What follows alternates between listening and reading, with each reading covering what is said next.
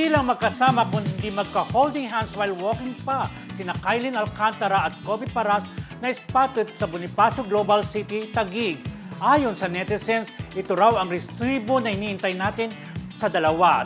Talbog. Anong sa inyo dyan, mga classmates? Ayan, alam mo, ito kasi, yan yung naglalakad sila heading sa kanilang vehicle sa parking area ng BGC. Pero ba't may holding hands? Magka-holding hands nga sila. Nakinunan nung isang netizen ng pangalan Joanne Villanueva. Kinunan niya, sabi, ayan na ito, parang sabi niya, katibayan na talagang mag-jowa na. Kasi kapag kayong dalawa lang naglalakad ng holding hands, na kahit nakatalikod, alam niya na si Kobe at si Kylene, may something na talaga. Ako naniniwala. Ikaw ba naniniwala na may something pag magka-holding hands na naglalakad?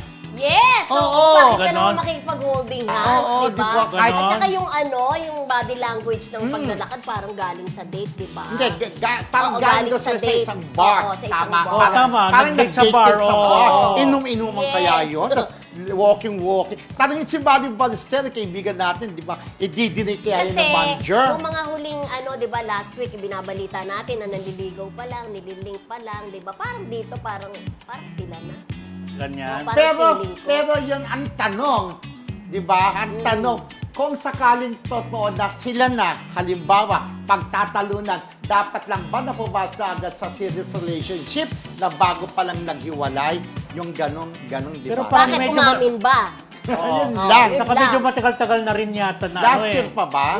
Parang ganun Na yata. nagkakalabuan, medyo Oo, matagal-matagal oo. na. Hindi lang nalalaman kaagad kasi ng publiko kung nagkakalabuan na dahil hindi naman pinapaalam di ba? Pero wala Yun. pa bang pag-amin yung dalawa dati? Wala. Hindi ko sure Oo Parang nga ayaw, eh. parang hindi naman sila umamin pero alam natin, alam ng publiko parang ganun kasi Parang close sila. ang drama lagi is what you see is what you get. Parang ganun. Correct, Parang correct. very gamit na gamit na, Yes, di ba? gamit na. Diyos me. Pero Oo. kung sila na be happy na lang kayong dalawa, di ba? Pero ako, ang maswerte, hindi ko naman sinasabi na maganda rin naman si Kylene. Pero ang gwapo-gwapo ni Kobe Paras. In fairness, basketballista rin sa ibang bansa, di ba?